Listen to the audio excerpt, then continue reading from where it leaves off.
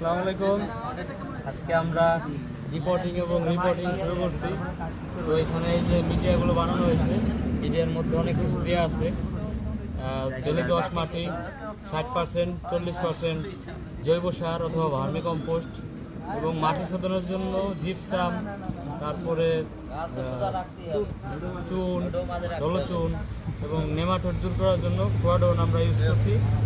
তো এখানে আমরা পলি ব্যাগে চারাগুলো এইসব ছোটো পলি ব্যাগে ছিল।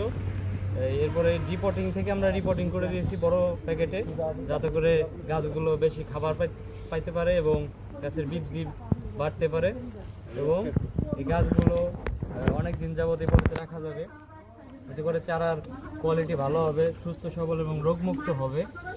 তো আপনারা যারা গাছ লাগান এবং গাছ ভালোবাসেন তারা অবশ্যই মাটি তৈরি করার সময় মাটিতে থাকা রোগ জীবাণুগুলো দূর করে নেবেন এবং শোধন করে নেবেন এবং এই মাটিগুলোকে ঝুরঝুরে এবং মিহি করে নেবেন, যাতে গাছ অতি সহজেই খাদ্য গ্রহণ করতে পারে।